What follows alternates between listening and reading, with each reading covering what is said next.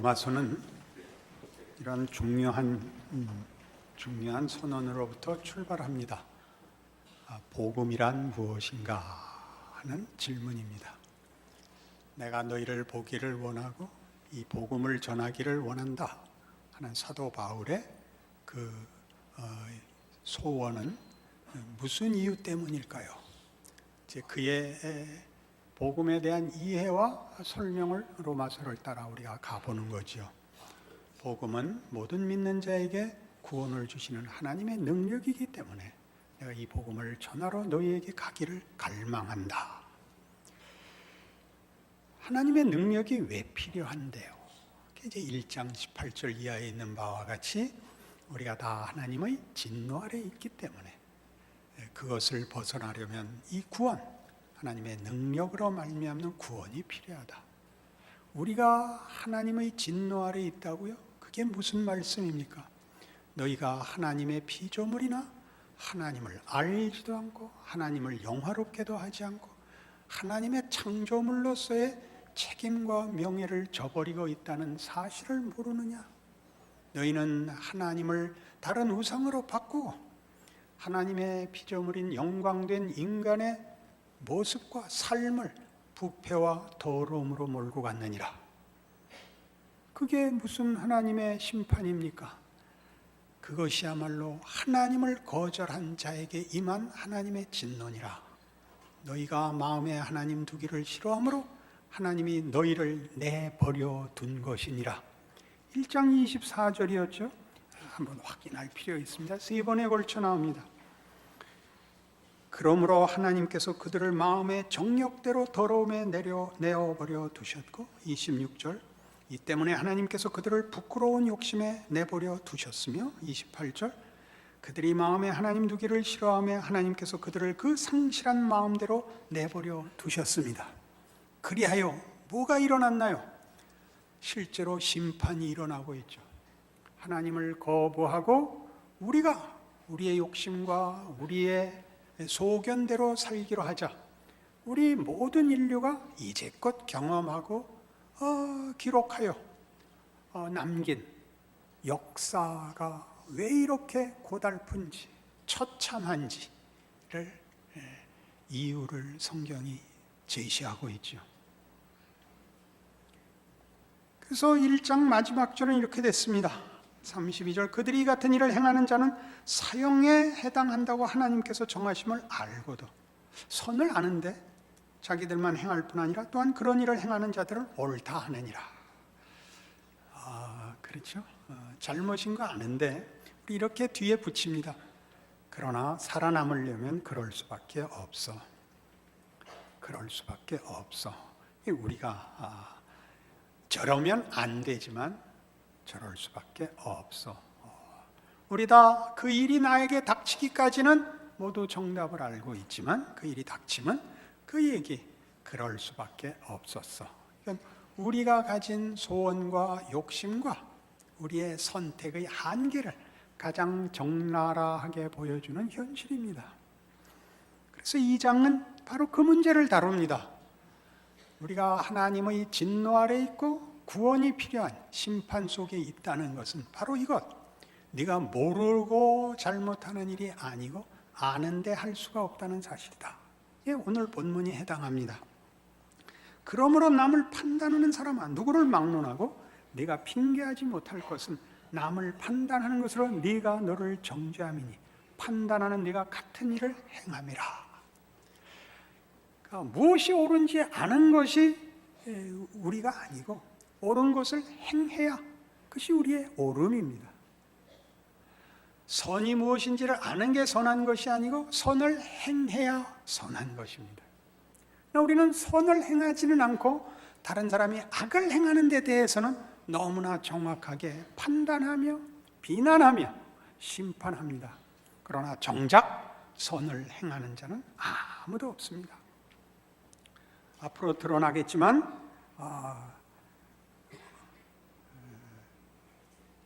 3장 10절에 이런 시편을 인용하여 이렇게 기록한 말씀이 있습니다. 기록된 바 의인은 없나니 하나도 없으며 깨닫는 자도 없고 하나님을 찾는 자도 없고 다 치우쳐 함께 무익하게 되고 선을 행하는 자는 없나니 하나도 없도다. 그들의 목구멍은 열린 무덤이요 그 혀로는 속임을 일삼으며 그 입술에는 독사의 독이 있고 그 입에는 저주와 악독이 가득하고 그 발은 피 흘리는데 빠른지라. 파멸과 고생이 그 길에 있어 평강의 길을 알지 못하였고 그들의 눈앞에 하나님을 두려워함이 없느니라. 역사에 대한 증언입니다. 우린 지금 그럴듯한 얼굴을 하고 앉았지만 여기에서 벗어나 있지 않습니다. 그러니 속지 말라, 핑계대지 말라라고 다그치는 겁니다. 몰아붙이는 겁니다. 복음의 필요성이 무슨 어떤 특정한 악인들, 특정한 종자들에게만 해당되는 것이 아니라 우리 인류 모두가 거기에 묶여 있다. 왜? 하나님 없으면 거기는 부패와 왜곡과 더러움밖에 있을 수 없다. 하나님으로부터만 생명과 의미와 가치를 부여받는 피조물이면서 하나님으로부터 오는 은총을 거부하고 스스로를 채우려 하자 남은 건 전기가 끊어진 냉장고가 됐다 이겁니다. 그 안에 들어있는 모든 음식이 부패할 수밖에 없게 된 것입니다.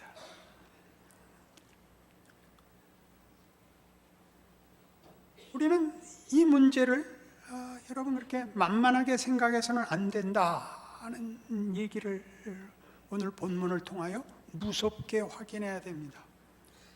선을 행해야 합니다. 선을 알고 악을 분별하고 비난하는 것에 그치지 않고 선을 행해야 합니다. 그것은 조건으로 요구하는 것이 아닙니다. 증거로 제시하고 있는 것입니다. 증거로. 네가 누구인가 알라. 너 자신에 대한 현실을 보라 라고 얘기하는 것입니다. 예수 믿은 사람은 물론 다르습니다마는 인류 보편적인 진실에 대하여 논하는 중입니다. 복음의 필요성을, 하나님의 진노 아래 있다는 증거를 지금 제시하고 설명하는 중입니다. 마태복음 18장에 가시죠.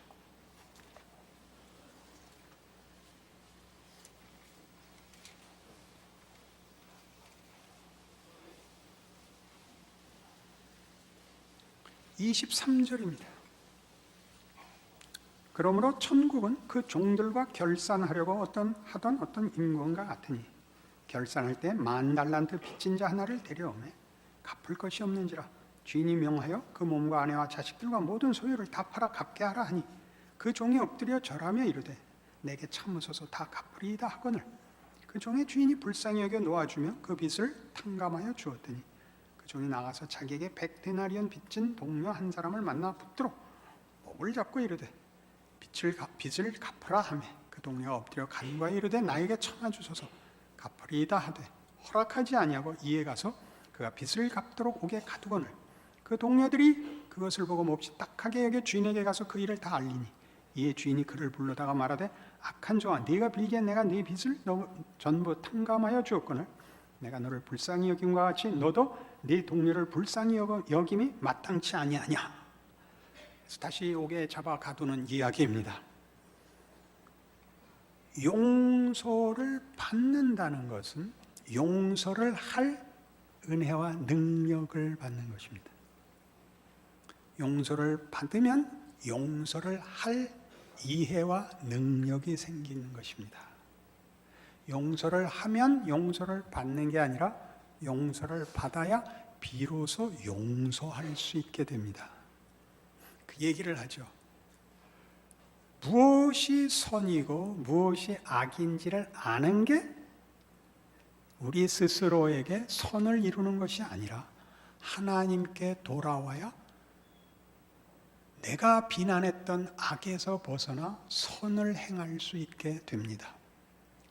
악한 자를 심판하고 정죄하고 격리하고 벌하고 선을 소리 높여 외치고 고백한다고 해서 되는 게 아니라 하나님께 돌아와야 선을 행할 수 있게 되고 비로소 악을 정죄하던 자리에서 자신의 선함으로 인하여 둘을 대비시킬 수 있게 됩니다.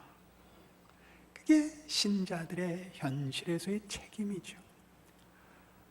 우열을 구별하고 옳고 그른 것을 구별하는 것이 아니라 인간이라는 존재의 가치가 뭔가, 얼마나 아름다운가를 세상 앞에 보일 수 있게 됩니다.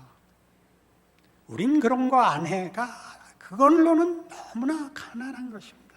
우린 도둑질 안 해, 우리는 살인 안 해. 그렇게 해서는 우리는 아무것도 아닌 겁니다. 저들이 사망에 불과할 때 우리는 생명이고, 저들이 다만 싸울 때 우리는 사랑이며, 상대적인 무슨 비교를 하자는 게 아니라 다른 것임을, 그것이 복음이 우리에게 전하는 내용이라, 죽은 자리에서 생명과 생명의 위대함으로 가야 되는 그 열쇠라, 그 약속이라, 그 내용이라, 이렇게 말하는 것입니다.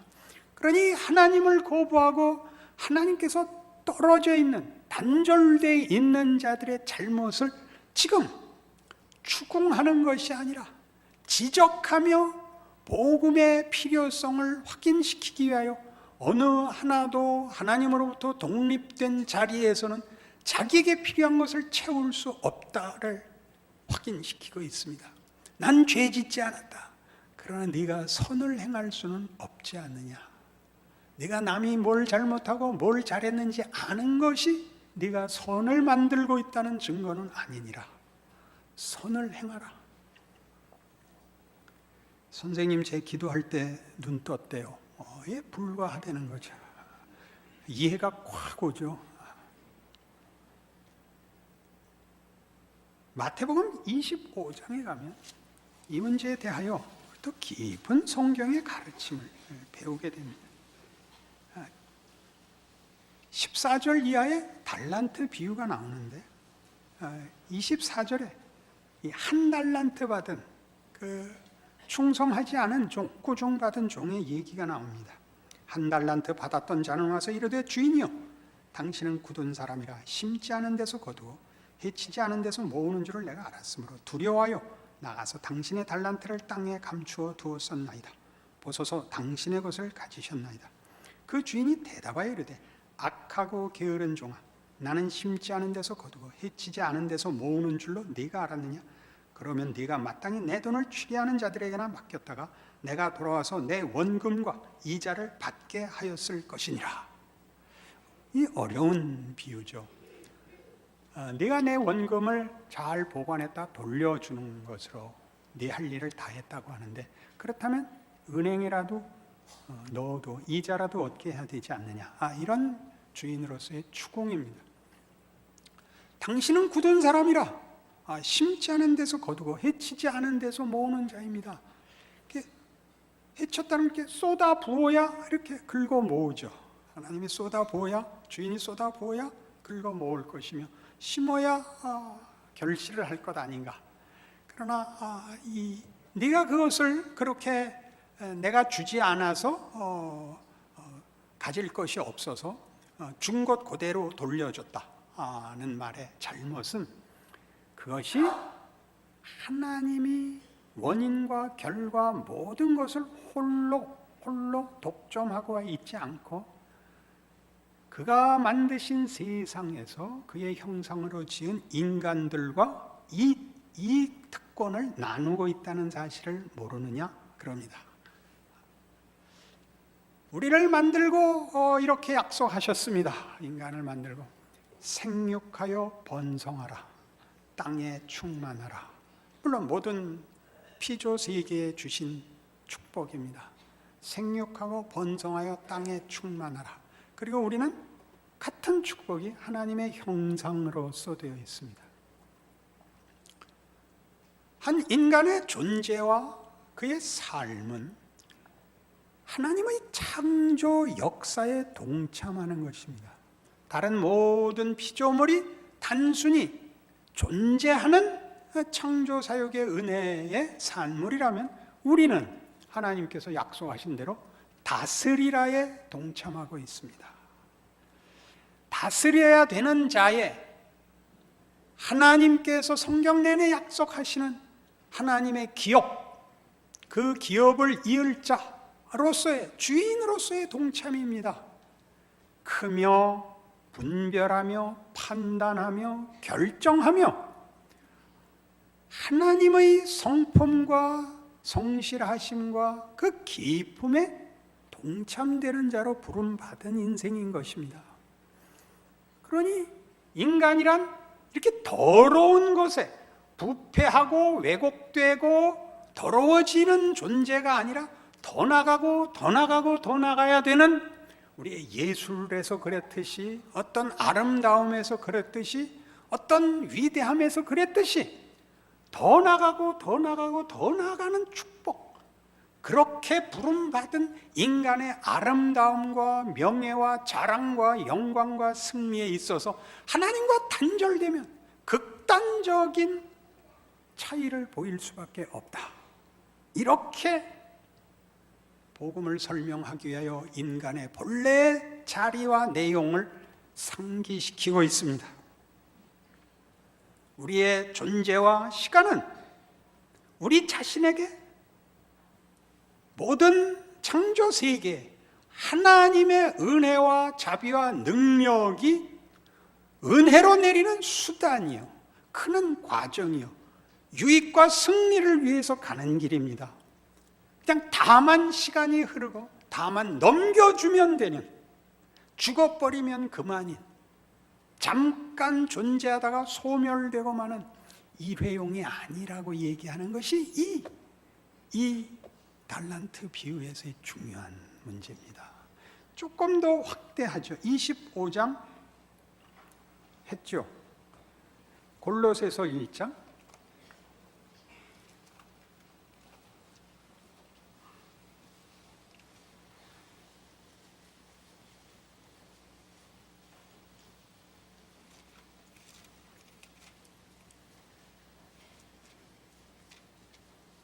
16절부터 오죠.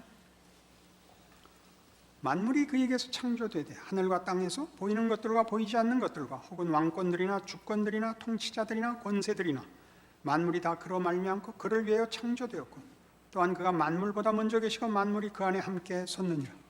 그는 몸인 교회의 머리시라. 그가 근본이시요 죽은 자들 가운데서 먼저 나신 이시니 이는 친히 만물의 으뜸이 되려 하시며 아버지께서는 모든 충만으로 예수 안에 거하게 하셨다고 합니다. 예수 그리스도의 성육신이 가지는 가장 위대한 부분 중에 하나, 하나님의 모든 충만이 우리와 방불한, 우리와 똑같은 한 육신을 가진 짧은 인생 속에 들어오실 수 있었다는 것.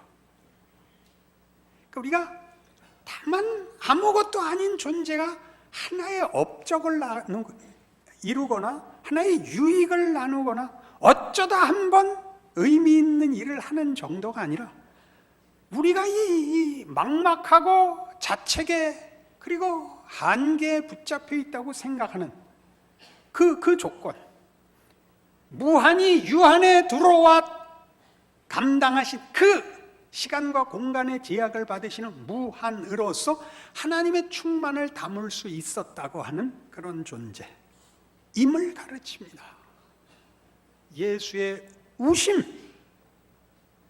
걱정, 꾸짖음, 겟세마네의 기도, 그러니까 분명히 한계 속에 있고 넘지 못할 그 경계선에서 쩔쩔매셨던 모습을 보이고 있으나 아버지께서는 모든 충만으로 예수 안에 넣으셨습니다. 예수의 성육신에서 우리를 위하여, 그리고 이제 하나님을 거부했던 인류가 예수로 인하여 하나님 앞에 묶임으로 구원을 받고 화목됨으로 바로 그 길을 쫓을 수 있게 됐다고 얘기합니다. 그래서 야단치는 겁니다. 다만 무엇이 선인지를 알고 저러면 안 돼 하는데 머물러 있지 마라. 그거는 그렇게 하는 것과 방불하다. 이건 하나님을 떠나 있는 자리다. 너희도 알지 않냐? 너희가 제일 잘하는 게 난 그렇게 안 해. 이게 불과하지 않냐? 그거 말고 이걸 보라. 하나님이 원래 지은 목적과 예수 안에서 보인 것을 보라. 마태복음 11장에 가면, 그래서 이 유명한 얘기가 나오죠.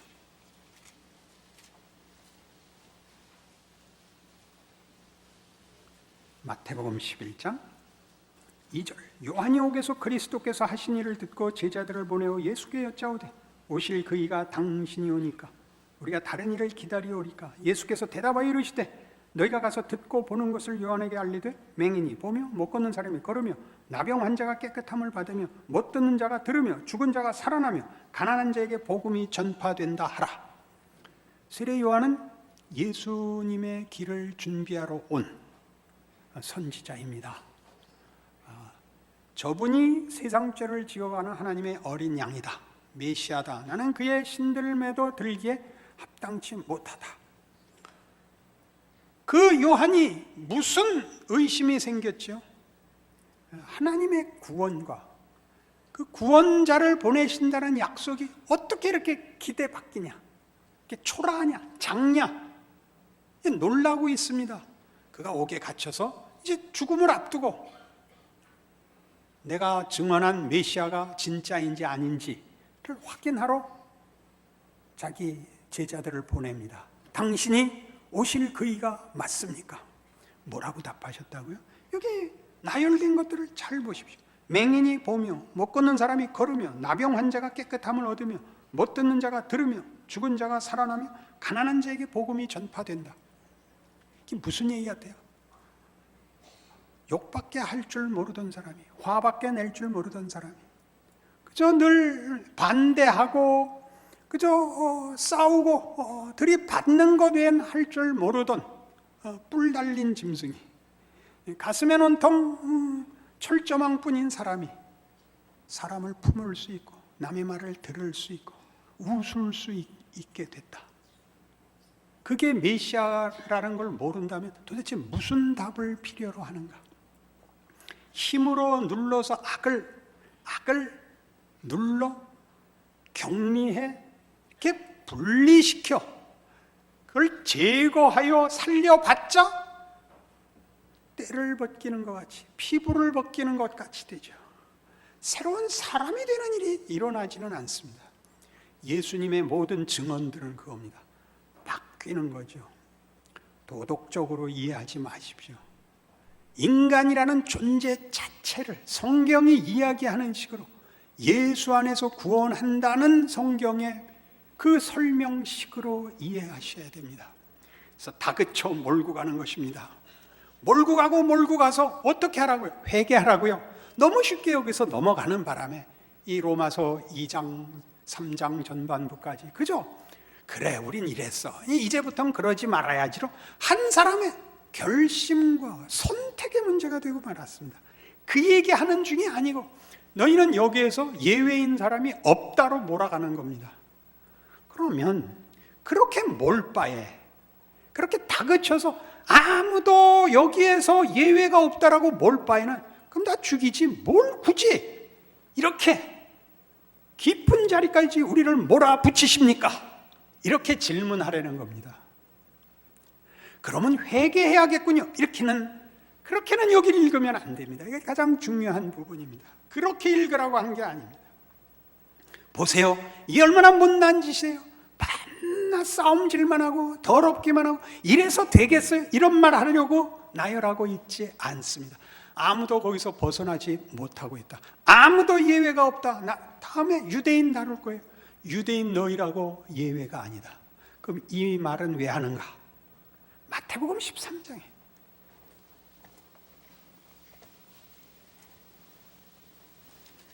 예수님께서 씨 뿌리는 비유를 하십니다.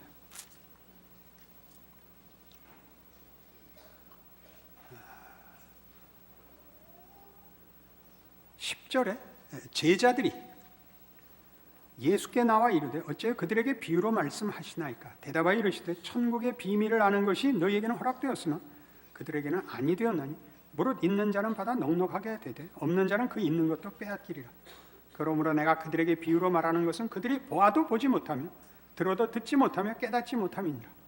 이사야의 예언이 그들에게 이루어졌으니 일렀으되 너희가 듣기는 들어도 깨닫지 못할 것이요 보기는 보아도 알지 못하리라. 이 백성들의 마음이 완악하여져서 그 귀는 듣기에 둔하고 눈은 감았으니 이는 눈으로 보고 귀로 듣고 마음으로 깨달아 돌이켜 내게 고침을 받을까 두려워함이라. 이사야의 예언을 인용하십니다. 왜 비유로 하십니까? 깨닫지 못하게 하려고 한다. 직역하면 그런 뜻입니다. 그게 말씀이 됩니까? 이건 원래 구약에서부터 예언된 것이니라. 내가 온 것은 깨닫지 못하게 하려고 온 것이니라. 들어도 모르고 보아도 깨닫지 못하게 하려고 온 것이니라. 성경의 수사법 중에 하나입니다. 역설법입니다. 깨닫지 못하게 하려고 올 필요는 없습니다. 깨닫지 못하면 내버려 두면 됩니다. 동일한 논리입니다. 왜 다그칩니까? 다른 답을 주기 위해서입니다. 보아도 못 보고 들어도 모르는 자를 위해서 올 필요는 없습니다. 그래, 그것을 전환시키고 변화를 주기 위해서만 오십니다. 뭘 변화시키죠? 보게 하려고, 듣게 하려고가 아니라 대조는 이겁니다. 하나님을 떠나 하나님을 찾을 수 없고 사사건건 거부밖에 할 수 없는 자에게 그들의 거스림에 나도 거슬러 내 고집을 관철할 것이다. 그렇게 말하는 것입니다. 하나님이 당신의 성실하심을, 신실하신 의지를 관철하신 것이 복음이랍니다. 회개했다, 믿었다라는 것은 다 결과입니다. 하나님의 거룩한 신실함의 승리인 것입니다. 우린 덧붙여야 할 말이 많지만 로마서가 하고 싶은 설명은 그것입니다. 그러니 그 앞에서 그랬던 것 같이 너는 틀렸다, 이게 옳은 것이다 라고 말하는 것이 옳은 것이 아닌 것처럼 나는 믿었다, 회개했다가 나를 만든 것이 아닌 것입니다. 예수 안에서 하나님이 창조의 역사로 우리를 사망에서 다시 생명으로 만드심으로 믿음을 가지게 됐고 이해를 하게 됐고 깨닫게 되었고 정말 문둥이가 낳은 것 같이 눈먼 자가 눈을 뜬 것 같이 죽은 자가 살아난 것 같이 여기에 서게 된 것입니다. 그러니 쉽게 여러분의 신앙을 간단하게 판단하지 마십시오. 내 선택의, 내 결심의 분별의 산물이라고 조금치라도 생각지 마시고 하나님의 일하심이 얼마나 굉장한가를 늘 기억하십시오. 그게 왜 필요한데요? 믿고 나서도 필요합니다. 우리가 죄인이었을 때 찾아오신, 우리를 위하여 죽으신 하나님의 구원의 방식, 그렇죠? 믿은 다음에야 오죽 더하랴.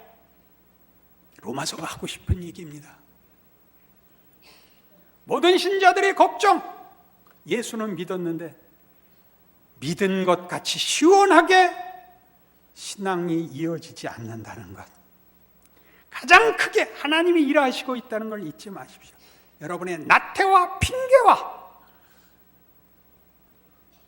비겁함과 도망가는 모든 것에 하나님 여전히 일하고 있습니다.